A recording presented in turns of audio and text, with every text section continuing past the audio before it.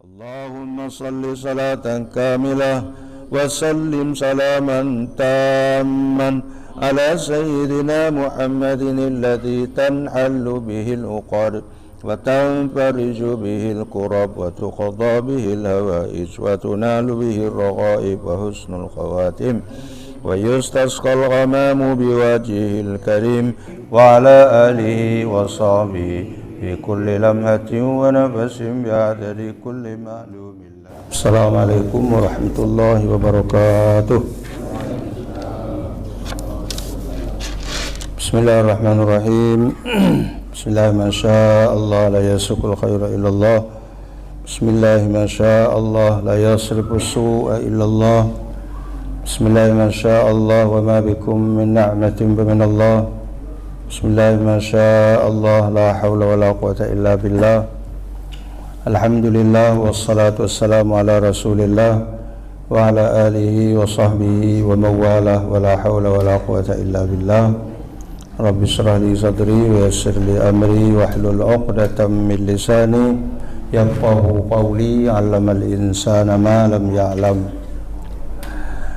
Para jemaah sekalian, seperti biasa kita awali dahulu pengajian kita malam ini dengan membaca selawat nariyah.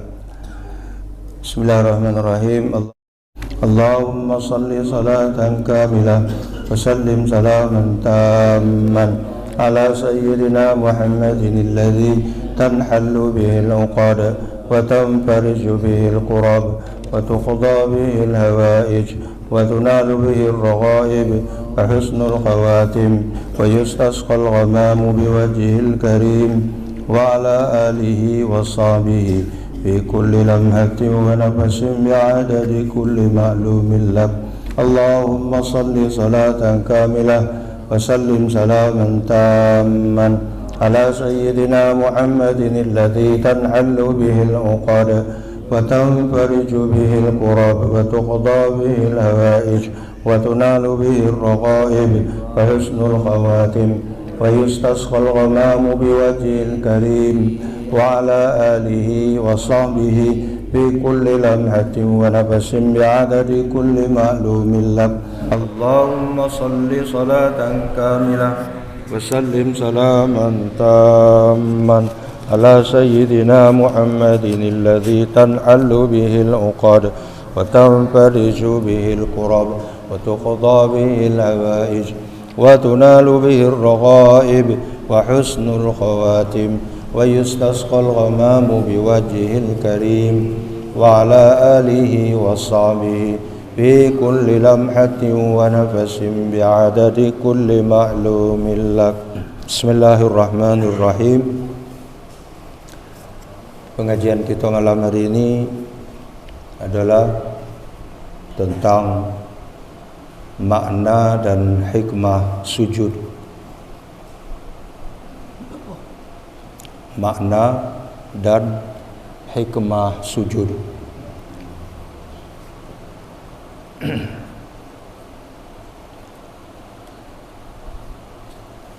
Allah Subhanahu wa taala berfirman dalam surat Al-Alaq ayat 19, yaitu Bismillahirrahmanirrahim, wasjud waqtarib, dan bersujudlah serta dekatkanlah dirimu kepada Allah Subhanahu wa taala.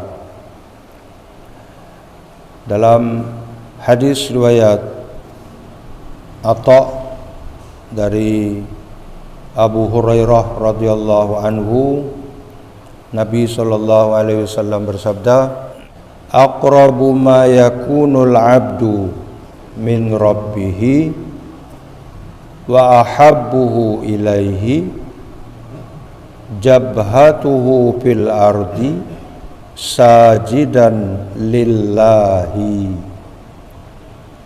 Aqrabu ma yakunul abdu min rabbih, keadaan yang paling dekat seorang hamba kepada Tuhannya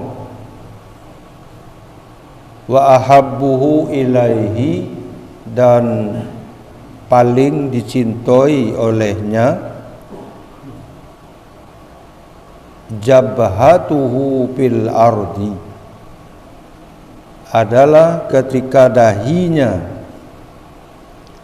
menyungkur ke bumi, sajidan lillahi, seraya bersujud kepada Allah Subhanahu wa ta'ala. Dalam hadis riwayat Muslim juga dari Abu Hurairah radhiyallahu an, Nabi sallallahu alaihi wasallam bersabda, aqrabu ma yakunul 'abdu mir rabbih wa huwa sajidun fa aktsirud du'a. Keadaan yang terdekat, yang paling dekat seorang hamba dengan Tuhannya adalah ketika dia sujud. Ba'aksiru doa. Oleh karena itu perbanyaklah doa ketika sujud.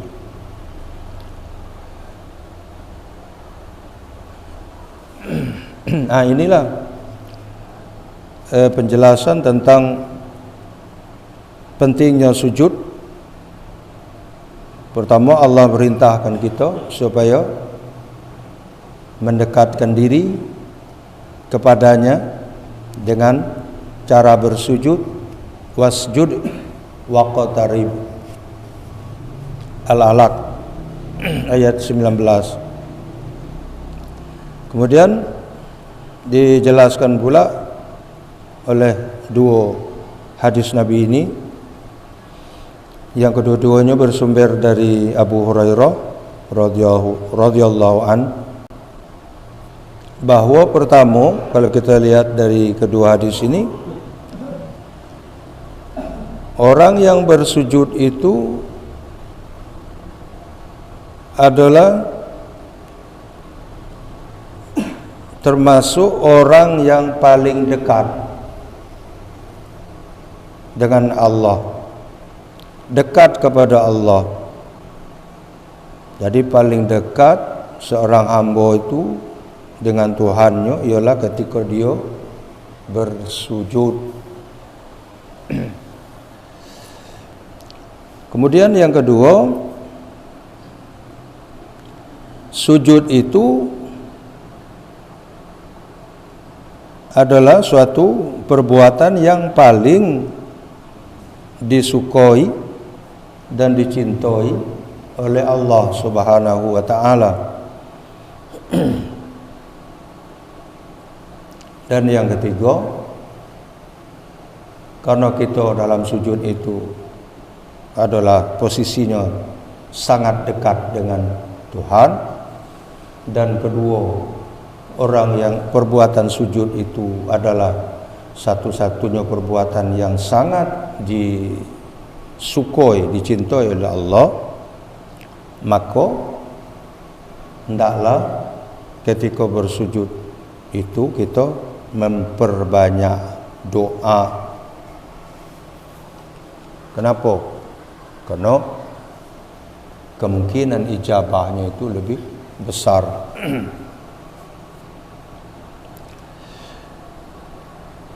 Sujud ini, syariat sujud ini, sujud dalam Islam itu mengandung banyak hikmah, terutama dalam hal untuk mengendalikan sikap, sifat kesombongan dan keangkuhan, seperti yang sudah kita bicarakan pada pertemuan di minggu yang lalu. Jadi pendidikan, pelajaran dari syariat sujud ini adalah memberikan pelajaran, didikan kepada kita manusia bahawa kita ini selaku hamba Allah adalah sangat-sangat rendah, sangat-sangat hina di hadapan Allah. Mengapa di saat sujud itu keadaan seorang hamba paling dekat dengan Tuhannya? Pertanyaan ini dijawab oleh pengarang tafsir Al-Munir, yaitu Syekh Profesor Dr. Wahbah Az-Zuhaili. Itu beliau ini pengarang ahli-ahlian, pakar hukum Islam, pakar usul fikih, pakar fikih, dan juga pakar tafsir. Dalam tafsir Al-Munir beliau menjawab, mengapa di saat sujud itu keadaan seorang hamba paling dekat dengan Tuhannya? Kata beliau, itu disebabkan sujud di atas bumi merupakan puncak penghambaan dan kerendahan. Itu jawabannya. Jadi sujud menyungkurkan kepala kita, menyungkurkan dahi kita ke bumi adalah merupakan puncak penghambaan dan puncak kerendahan. Kepada Allah lah, kata beliau, puncak kemuliaan. Allah mempunyai kemuliaan yang tidak terbatas. Semakin kamu jauh dari sifat-sifat tercela, kamu semakin dekat dengan surganya dan kepadanya. Halaman 608 itu diterangkan dalam tafsir beliau Al-Munir. Nah, jadi sujud itu meletakkan dahi, menempelkan dahi ke bumi itu adalah puncak penghambaan seorang hamba di hadapan Allah, puncak kerendahan seorang hamba di hadapan Allah. Karena yang mulia, yang agung itu hanyalah miliknya Allah Subhanahu wa ta'ala. Jadi kalau ini sudah disadari, sudah dihayati, sudah direnungkan, maka insya Allah sifat angku, sifat sombong, anania, keakuannya itu akan segera hilang dan sirna. Allah perintahkan kita sujud kepadanya. Jadi tidak boleh sujud kepada yang lain selain hanya kepada Allah. Jadi dengan makhluk kita tidak boleh sujud. Jangan kita nak hormat dengan guru, dengan hormat kepada ulama, hormat kepada kiai, sujud depannya. Itu tidak boleh. Sujud ini hanya khusus kepada Allah Subhanahu wa ta'ala. Posisi kepala yang selama ini sering kita anggap sebagai simbol harga diri. Nah, kepala ini simbol harga diri. Maka itu dulu, zaman dulu, kalau kepia ini tidak boleh dimainkan. kepala itu tidak boleh disenggol. Itu bisa berantam, bisa bertinju, berkelahi. Kalau kepia dimainkan, kepala kau dicuil. Sebab apa? Kita merasa posisi kepala itu adalah simbol harga diri, simbol kemuliaan, simbol kebesaran. Jadi kalau mainkan kepala awak, wah, terasa gitu tuh, ya. Jadi kalau cucu kita misalnya, anak kita main kepala, jangan main kepala orang tua, dah baik. Itu, ya. Nah, yang kepala itu, yang kepala yang kita rasakan sebagai simbol harga diri, simbol kebesaran, simbol kemuliaan, itu ketika sujud kita letakkan sejajar dengan kedua kaki di lantai, ya. Jadi sejajar dia kepala dengan kaki. Nah, itu bahkan lebih rendah dari, maaf, itu pantat kita. Jadi ketika sujud itu kepala kita posisinya lebih rendah di bawah dari pantat. Jadi kalau semua tinggi dengan pantat itu belum sujud. Nah, jadi mohon maaf, jadi kepala kita ketika sujud itu posisinya di bawah, lebih rendah dari pantat. Sebab waktu sujud itu kan pantat kita di atas. Nah, begitulah posisi sujud kita. Ini mengisyaratkan bahwa kita ini bukan siapa-siapa.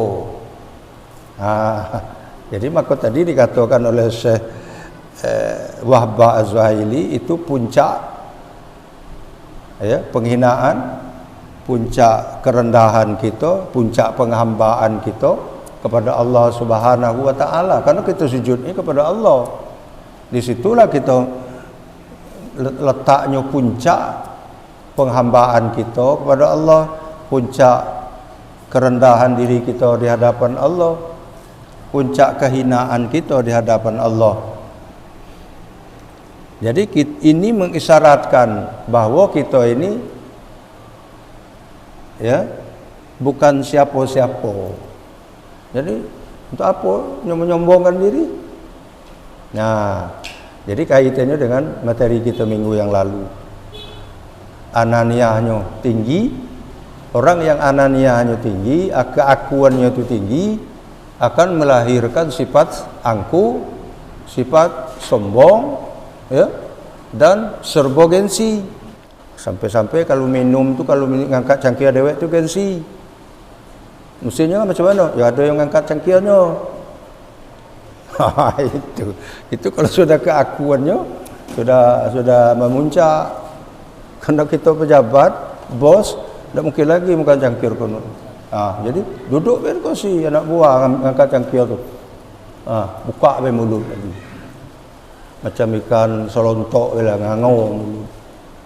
Itulah kata lewat anakmu tu. Ya. Dah tu di rumah pula, karena awak masa raja di rumah, berkuasa di rumah, dah tu berjabat pula di luar, nak pergi ke kantor, sepatu, kaos kaki, suruh bini pasang. Awak duduk di kursi, nyolokkan kaki. Pasang kau. Amut kan pula. Telaplah awak masang kaos kaki. Cuma gengsi. Kalau kita pejabat, kalau kita orang hebat, kan itu cirinya orang yang ananiah itu, ya, merasa lebih hebat, ya, mesti kamu pasang kaos kaki aku.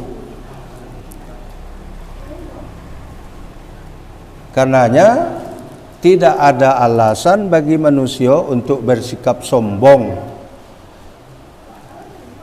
merasa diri lebih hebat, yang maha kaya, yang maha hebat, yang maha agung, yang maha besar, yang maha mulia, yang maha segala-galanya hanyalah Allah Subhanahu wa taala. Itulah penyadaran kita, diri kita ketika kita bersujud. Maka direnungkan, dihayati sujud itu. Jangan sujud-sujud catuk ayam lapar, pak kelpuk. Ya, itu tak ada hikmahnya, tak terasa penghambaan diri kita di hadapan Allah. Bentar angkat kepala, macam mana ayam lapar makan? Ligat, naik. Itu dah bakal melahirkan kesan ini tadi. Dari sujud dilakukan dengan sempurna, dengan tumak ninanya. Minimal tumak nina tu sekali baca tasbih subhanallah, subhana rabbiyal a'la wa bihamdihi. Itu ya. Maka itu kalau kita solat jangan cica cabut patuk ayam lapar. Apalagi solat tarawih, carilah imam yang ekstra, yang super ligat itu enak. Maka sebelum ke masjid itu tengok jadual dulu, dipoto jadwal solat tarawih di masjid tu. Malam kau siapa kau? Kau enak kau? Bolehlah kelanggar lagi. Apa?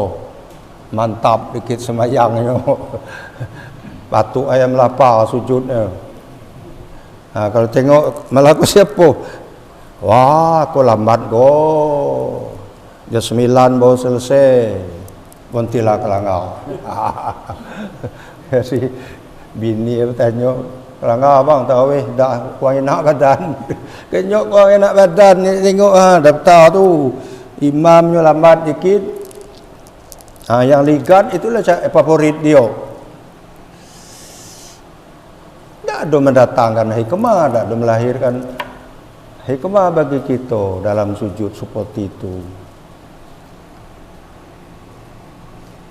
Maka bacaan dalam sujud apa? Subhana rabbiyal a'la wa bihamdi. Subhana rabbiyal a'la, maha suci Allah yang maha tinggi. Kita kok ada tinggi. Jadi kalau ada orang banyak kita sujud tiap hari, sujud, tapi angkuhnya masih ada lah, sombongnya masih ada lah, keakuannya masih mendominasi dirinya, itu boleh dipertanyakan sujudnya tu betul apa tidak. Itu ya. Berapa kali kita sujud dalam sehari semalam? Tentu banyak. Solat 5 waktunya, solat wajib tu, ya. Apalagi tarawih tu. Tarawih 20 rakaat. 20 rakaat itu, satu rakaat itu kan 4 kali sujud. Ya? Ada 2 kali sujud, satu rakaat 2 kali sujud. Jadi 20 rakaat 20 kali sujud. Belum lagi salat-salat lain. Tapi kalau sujudnya itu tidak dilakukan dengan sempurna, jadi tidak dapat meresapkan makna dan hikmah dari sujud itu.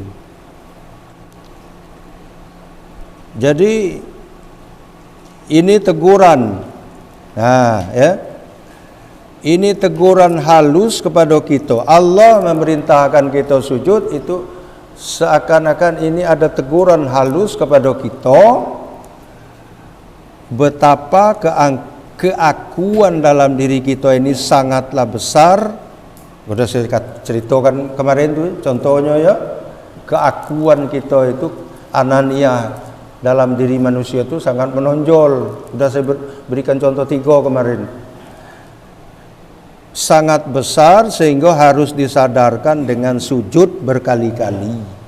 Jadi sujud berkali-kali itu pelajaran bagi kita untuk menyadarkan diri kita supaya dapat menghilangkan sifat angku dan sombong.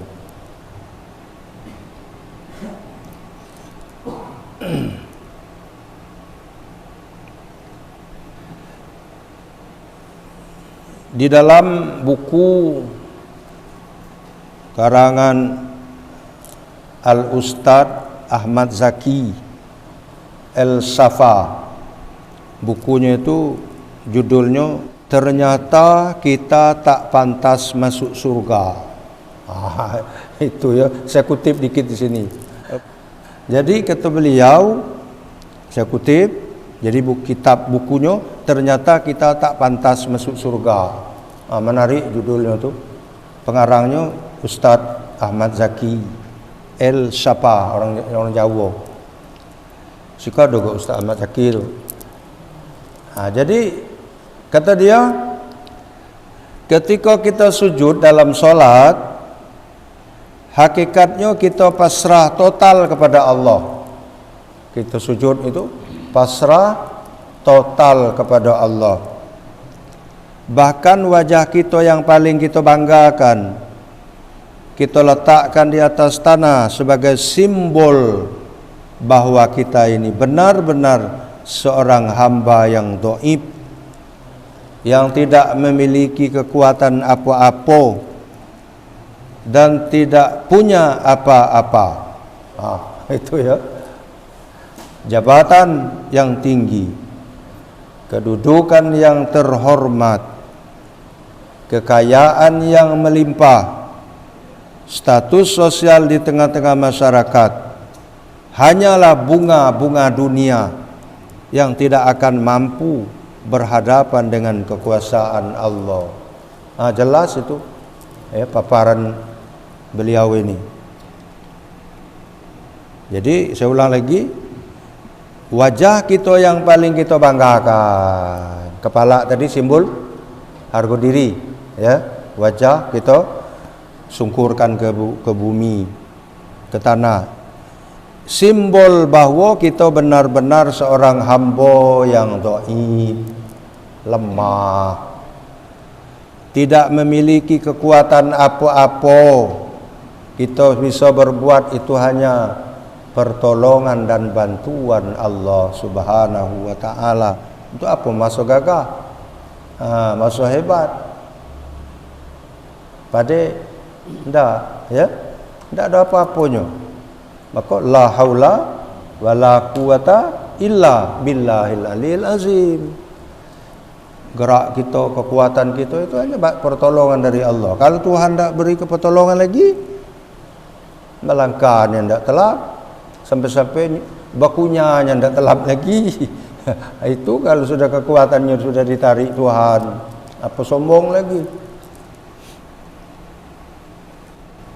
Kita letakkan di atas tanah sebagai simbol bahwa kita benar-benar seorang yang lemah, tidak memiliki kekuatan apa-apa dan tidak punya apa-apa.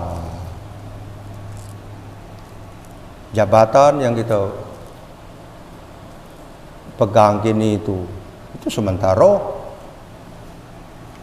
Kedudukan yang terhormat ya sementara juga. Kekayaan yang melimpah sementara juga. Status sosial di tengah masyarakat hanya bunga-bunga dunia. Bunga-bunga dunia. Nah, apalah arti bunga dunia? Dunia sementara, bunga itu indah. Kalau indahnya dunia, indahnya sementara. Yang enak kok indah akhirat, bunga akhirat kekal. Bunga dunia sementara udah tu layu lah. Kalau bunga akhirat itu dah layu. Sebab akhirat itu khairun wa abqa. Paling baik dan kekal. Semuanya, kedudukan kita, jabatan kita, harta yang kita miliki itu tidak ada apa-apanya di hadapan Allah, di hadapan kekuasaan Allah. Apalagi nanti pada hari kiamat, pada hari akhirat. Apa kata Tuhan? Limanil mulkul yaum. Siapa raja sehari kau? Siapa yang berkuasa kini itu? Mana tak ada yang jawab. Mana dia presiden semua hidup di dunia dulu? Mana yang raja semua hidup di dunia dulu? Jawab. Kau saya. Yang berkuasa tak lagi. Limanil mulkul yaum. Tuhan membanggakan diri dia. Oh, siapa kini tu jadi raja? Siapa yang berkuasa? Langsung dijawab Tuhan, lillahil wahidil qahhar. Allah yang bersifat al-qahhar. Itu yang jadi raja. Yang lainnya ngurunam kalau macam tikus campak ibras. Di dunia bukan main. Semena-mena menzalimi rakyat. Ketika di hadapan pengadilan Tuhan, ngurunam macam tikus campak ibras. Tak berkutik lagi.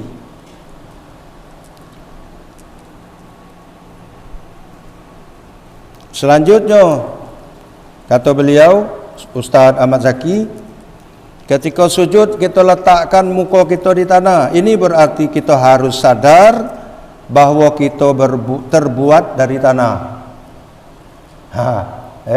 Jadi sambil sujud tu sadar kita bahawa kita ini asalnya terbuat dari tanah. Sudah itu, dan saatnya nanti kita akan balik lagi ke dalam tanah. Sudah sujud, dalam sujud tu sadari kita ini asalnya dari tanah, dan nanti akan kembali pula ke tanah. Dari asal kembali ke asal. Itu. Atau dengan kata lain, dari asal kembali ke asal. Kan kalau itu kita renungkan ketika sujud, itu insya-Allah sikap sombong itu akan hilang lagi. Sayyidina Ali karramallahu wajhah ketika ditanya tentang sujud, Sayyidina Ali menantu sahabat dan menantu Rasulullah, ketika ditanya tentang sujud, apa jawab beliau? Allahumma minha khalaqtani. Ya Allah, dari tanah engkau menciptakan aku. Minha akhrajtani. Dari tanah engkau keluarkan aku. Nanti dikeluarkan dari kubur, dibangkitkan dari kubur. Ilaiha tu'iduni. Kepada tanah engkau kembalikan aku. Masuk kubur, mati masuk kubur. Jabatan masuk kubur. Dak. Harta masuk kubur. Dak. Kedudukan masuk kubur. Dak. Kursi masuk kubur. Awak DPR bawa obot mengejar kursi, mati bawa masuk kubur. Dak juga. Wa minha tukhrijuni. Darinya pula engkau mengeluarkan aku dari tanah. Taratan ukhra. Untuk kali yang keduanya nanti dibangkitkan keluar dari kubur. Jadi dari tanah masuk tanah, keluar pula dari tanah lagi, ya. Ucapan Sayyidina Ali ini sesuai dengan firman Allah dalam surah Toha ayat 55. Ya, Toha ayat 55. Minha khalaqnakum wa fiha nu'idukum wa minha nukhrijukum taratan ukhra. Dari bumi itulah kami menjadikan kamu, dan kepadanya kami akan mengembalikan kamu, dan daripadanya kami akan mengeluarkan kamu pada kali yang lain. Itu maknanya. Jadi kalau orang baca telekin setelah menguburkan mayat, itu ada dibaca ayat itu, ya. Sudah baca subhana man ta'azzaza bil qudrati wal baqa. Ini ayat ini dibaca. Minha khalaqnakum wa fiha nu'idukum wa minha nukhrijukum taratan ukhra. Maka itu kalau orang baca talqin tu didengar elok-elok, direnungkan baik-baik, apalagi maknanya dipahami. Itu jangan bercakap. Orang baca talqin, orang bercakap. Dihayati juga. Kalau betul-betul dihayati, direnungkan maknanya, artinya, bisa mencucurkan air mata juga. Macam manalah kalau nasib aku duduk dalam tu, dibaca orang talqin di atas kau, macam mana rasanya? Ikut dah, pas orang baca talqin lari balik. Hantar jenazah ke kubur, ke pemakaman, nogok-nogok lah di jalan-jalan di luar pagar. Ada yang duduk di mobil, ada yang duduk di motor, ngokok sambil-sambil ngota. Itu kerugian besar. Mestinya kita bawa ngantar jenazah ke kuburan itu, kita langsung mendekat ke tempat penguburan itu, dilihat macam mana jenazah itu dikeluarkan dari keranda, macam mana jenazah itu dimasukkan dalam kubur, itu dihayati. Tapi kalau kita sampai ke kubur, kita nunggu di jalan besar, ngobrol lah di sana, di Sikoda, di sebelah sana tu ada macam tu saya lihat. Nah, dah ada arti juga. Pas orang baca talqin tu, duduk dekat itu, didengarkan. Apa lu sebagi pasar beli buku talqin, baca maknanya, hai. Kau dia yang dibaca guru tadi tu apa? Jadi kau tu nak ada luar mokok ngakak-ngakak tahu pula, cerita dunia, cerita main bola kaki. Nah, habis cerita, tak ada lagi kesannya tu. Kapabil mauti wa izon. Sebetulnya cukuplah dengan kematian itu sebagai pelajaran. Jadi mulai dari melayat di rumah, nyolatkannya di masjid, ikut nyolat masjid tu nak di bawah juga. Yang sembahyang jenazah tu ustaz-ustaz guru-guru yang lain belajar kita kalau nak tukang sembahyang jenazah tu, rugi kita. Banyak manfaatnya sambil sembahyang tu, baring kau kapan pula giliran aku kau baring macam kau. Jadi kalau sembahyang jenazah tu kebanyakan apa lagi yang muda-muda tu naklah di bawah nogok-nogok. Apa tunggu nogok-nogok?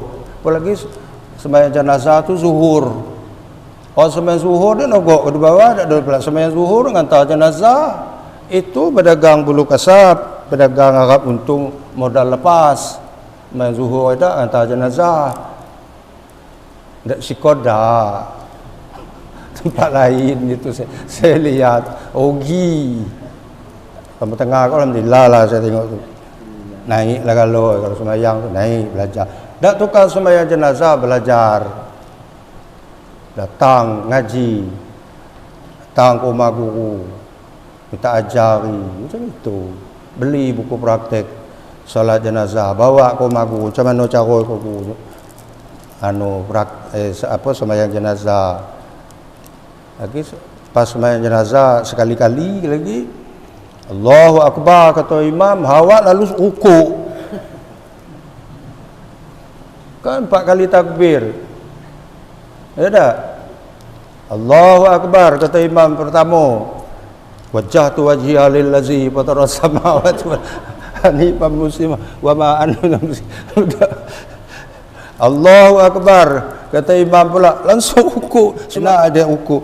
Allahu Akbar kata imam pula langsung sujud. Nah, iktidal nanti lagi kau.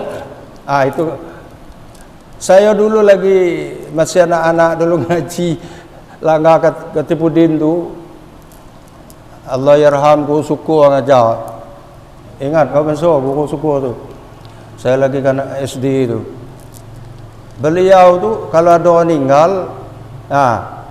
kita diwajibkannya ngikut solat jenazah. Takut kalau kembang ada meninggal, pergi juga sembahyangkan jenazah walaupun jauh, tak di sana awak ida. Malam lagi ditanyanya tu. Ada mata-mata si anu dak sembahyang tadi guru sembahyang jenazah. Lalu kena pecut. Jadi waktu itu sembahyang jenazah tu takut kena pecut. Jadilah tak apa-apa lah. Walaupun sembahyang jenazah tu bukan kerana Allah, tapi kerana takut dengan suku. Tak apa-apa, itu latihan. Akhirnya kita lah besar lah tua, tak kaget lagi sembahyang jenazah. Kau sekali-kali lagi suruh jadi imam, bawa ayah kau tu mati lu, kau jadi imam. Lalulah jadi imam, Allah Akbar, pakai ukuk, pakai sujud. Selesai tu ditanya makmum, apa pakai sujud? Ukuk sembahyang jenazah aku sekali kau. Lagi kau istimewa, ayah aku yang mati ni. Itu dia. Ya, beramal dan dua ilmu. Nah, itu ya. Jadi sujud itu melambangkan siklus perjalanan hidup manusia dari asal kembali ke asal, dari tanah kembali ke tanah. Karenanya buat apa kita menyombongkan diri dalam hidup ini? Mengapa kita terlalu menonjolkan sikap keakuan, ananiah kita? Ya, sikap ananiah kita terlalu kita tonjolkan, terlalu egois dalam pergaulan bermasyarakat. Patut kita sadari bahawa diri kita ini, harta adalah kepunyaan Allah, dan pada saatnya nanti kita akan kembali pula kepadanya. Inna lillahi wa inna ilaihi raji'un. Ada lagi yang mengatakan sujud itu adalah puncaknya ibadah. Nah, ya. Seutama-utamanya perbuatan dalam solat. Sedekat-dekatnya hamba kepada Tuhannya. Oleh karena itu, hakikat sujud kepada Allah bukanlah sekedar membungkukkan badan atau menyungkurkan dahi dan anggota badan lainnya di atas hamparan bumi, tetapi bersujud yang memiliki bobot, kualitas, dan memiliki arti yang sangat mendalam. Jadi sujud itu memiliki bobot, kualitas, dan memiliki arti yang sangat mendalam. Sujud yang nampak dan membekas dalam perilaku sehari-hari. Simahum fi wujuhihim min atharis sujud. Jadi orang yang rajin sujud itu, yang betul-betul melaksanakan sujud dengan sebenar-benarnya sesuai aturan dalam kaedah ilmu fikih, bukan asal-asal sujud. Nah, sambil menghayati, nanti akan muncul bekas-bekas sujudnya itu dalam kehidupan sehari-hari. Jadi bukan hitam siko tanda sujud itu. Simahum fi wujuhihim min athari sujud. Nampak di muka mereka itu, di wajah mereka itu tanda sujud, bekas sujud. Ada orang mati kan hitam jidat itu tanda rajin sujud. Perilaku tak benar juga. Bukan itu perilakunya. Jadi bekas tanda sujud itu terbukti dalam kehidupan sehari-hari. Akhlaknya bagus, perilakunya elok, tutur katanya sopan, ya. Dengan orang tua hormat, dengan sama-sama kita sebayo, saling menyayangi, dengan yang paling kecil itu disayangi, orang miskin disayangi, dibantu, anak yatim disantuni, rajin ibadat, dan sebagainya dan sebagainya. Nah, itu perilaku itulah tercermin dari tanda-tanda sujudnya itu. Asal sujudnya itu dilakukan dengan sebenar-benarnya. Anggota sujud yang 7 itu jangan sampai dilupakan.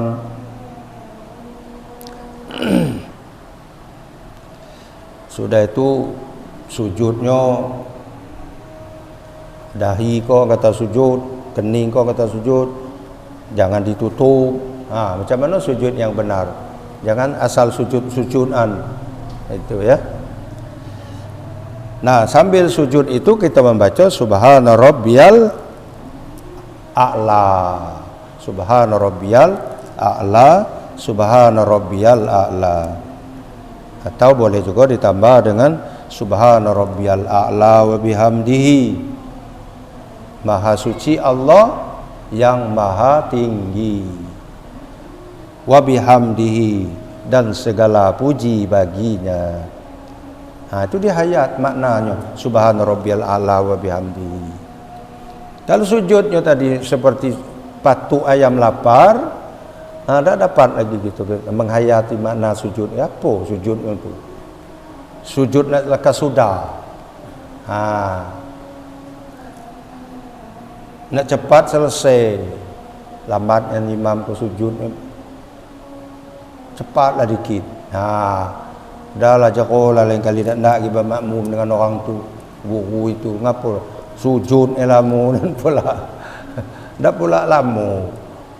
Ghalib lah kita itu baca subhana rabbiyal a'la-nya 3 kali. Kalau sujud di Masjidil Haram, Masjid Nabawi lama. Akhirnya ada ke masjid lagi. Ngapa ada masjid lagi? Lama ni semayang. Macam itulah. Tapi di Siko kalau buat macam tu sepi masjid kita. Memang orang itu di situ tempat ibadahnya ya, pusat ibadahnya, jadi orang nak sana tu memang nak untuk ibadat. Biarlah lama sujud ikut ni juga. Ikut 3 kali bila kelamuan. Imam baca subhana rabbiyal a'la 3 kali. Lama ni pula. Iyalah malah kita dak berbacaan, jadi lama so. Marilah kita menghayati apa namanya tu praktek sujud itu, belajar praktek sujud dengan sebenar-benarnya, ambil makna, pahami maknanya dan ambil hikmahnya. Mudah-mudahan dalam kehidupan kita sehari-hari asaris sujud itu, bekas-bekas sujud itu mewarnai kehidupan kita sehari-hari. Sikap anania, keakuannya, egoisnya, sombongnya, takaburnya akan hilang. Kenapa? Dia merasa dirinya tidak apa-apa, bukan apa-apanya di hadapan Allah Subhanahu wa ta'ala. Ada pangkat, ada jabatan, itu titipan sementara. Harta banyak, itu titipan Tuhan sementara. Amanah Tuhan untuk kita. Apa lagi? Nak disombong-sombongkan. Sombong itu akan menyiksa diri kita sendiri. Orang yang sombong itu dirinya akan tersiksa. Di akhir pengajian ini saya sampaikan satu kisah orang sombong, ya, tersiksa diri dia sendiri untuk nutup pengajian. Ada seorang bos majikan. Dulu bos juga, cerita kisah kita minggu yang lalu ya. Ini bos juga malam minggu pergi pasar ngajak bininya. Biasalah kalau bos malam minggu belanja pergi ke swalayan. Sampai swalayan sambil nunggu bini istrinya milih-milih barang-barang yang nak dibeli, lewat beberapa orang bawahan dia. Tapi anak buahnya tadi cuek, ndak nundukkan kepala, ndak ada jabat tangan, ndak ada tegur sapa dengan bos tadi. Lewat be. Nengok anak buah lewat, dak negur, dak nyalam, dak apa, mulai dalam hati kau apa? Jengkel, dongkol, kesal, marah. Aku sehebat iko dak ditegur bawahan, sombong dan pula bawahan aku. Dak hormat dengan aku. Sebetulnya kalau orang yang dak punya sifat angku, masa bodoh lah nak ditegur di bawah, nak idak terserah lah. Tak masalah, kau tak dipenam dalam hati. Nah sudah, sekok lah dalam tu kedongkolannya. Jadi itu di dalam mall tadi, dalam swalayan tadi, ketemu pula mitra dia, sama-sama bos. Ketemu malam minggu tu, cakap-cakap lah, santai, sambil santai cakap-cakap. Sedang enak-enak bercakap, datang pula kawan dari kampung, beberapa orang kawan main bola kaki segala macam di kampung, dia di kota. Kebetulan kawan tu sampai ke kota, itu ada sianu langsung dikejar, diserobotnya. Si bos tadi sedang bercakap dengan mitra tu, sama-sama orang hebat kan, mungkin soal bisnis cerita, diserobot kawan. Halo bos, kata kawan. Nah, bawa cerita kampung, kebun di dusun, kobor di dusun, ayah dia, pokoknya tak pakai hormat dah, sama-sama kawan. Untuk apa hormat-hormat? Mulai lagi dalam hati itu, jangan enteng be aku. Nak melepas kemarahan, ikut kawan di kampung, besar jasanya juga atas keberhasilan kita di kota. Jadi dah tahan marah tadi ya dah, makan hati lah nama itu. Apalagi di jok-joknya pula di kawan. Halo Jo, apa khabar? Wah, naik apa? Aku kok kenyok Jo, bos kok apa dia di jok-jok pula. Tak mungkin lah kawan itu tak bapak-bapak pula di kampung kawan main bola ya. Jadi kalau dia tak punya sifat sombong, slow bela lantalah nak di bos, nak di jok, nak di kawan dia apa terserah. Nak masuk dalam hati. Kau tak masuk dalam hati. Lah dua dalam tu. Api dalam tu ya. Sudah itu beli baju. Besok hari Minggu tu ada undangan pengantinan. Malam aku beli baju. Maka tadi belum hilang tu, kesal tu belum hilang, simpan tu di inventarisir dalam tu ya. Lalu beli baju untuk pagi besok pengantin, rumah pengantin. Nah pagi-pagi tu perintah anak pembantu rumah tangga, gosok tu baju, kaki kondangan pakai baju baru. Nasib naas pula baju tadi gosong, kena gosok. Entah apa hilap, apa macam, tak tahulah pembantu tadi. Lengket baju tadi, tak bisa dipakai lagi, koyak. Wah, latigo. Penyakit marah tadi latigo dalam tu tiga. Akhirnya, secara spontan, pembantunya dikeluarkan, dipecat, di PHK hari itu, pagi itu juga. Padahal kalau dia menyadari, itu musibah. Innalillahi wa inna ilaihi raji'un. Baju lain banyak, pakai baju lain. Taklah jadi pagi pengumuman pengantin hari itu. Pembantu diusir, larilah balik, pergilah dia, minggatlah dia. Hari itu rumah pengantin tak jadi. Pembantulah pergi. Gawe rumah tangga terpaksa kita ngambil alih, dia ngambil alih. Bersih piring, bersih baju, nyuci piring, nyuci baju, nyapu halaman, masak. Pokok segala urus rumah tangga biasanya pembantu kok awak dewe. Tersiksa lah jadinya. Apa salah dimaafkan pembantu? Bukan sengaja dia gosongkannya. Nah, karena malam tadi sudah bawa sanggung dulu kemarahan, tambah timpo pagi itu sekok lagi masalah. Itu karena kesombongan tadi. Tersiksa lah ngurus rumah tangga dewe. Nah, coba galonya tu dilepaskan. Nah, udah, tak ada masalah. Nah, demikianlah teman sekalian, sekadar kisah. Orang yang sombong itu intinya tidak bakal selamat, tersiksa dia di dunia, lebih-lebih nanti di akhirat, ya. Innallaha la yuhibbul mustakbirin. Innallaha la yuhibbul mutakabbirin. Allah tidak suka kepada orang-orang yang menyombongkan dirinya. Demikianlah pengajian kita malam hari ini. Mudah-mudahan kita dipelihara Tuhan dari sikap kesombongan, keangkuhan, sifat ananiah kita,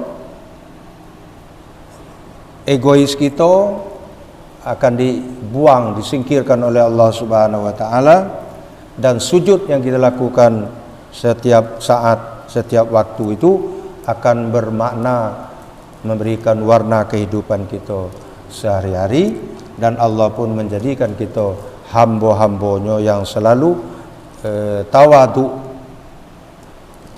dalam pergaulan dengan sesama masyarakat, merendahkan diri di hadapan Allah Subhanahu wa taala.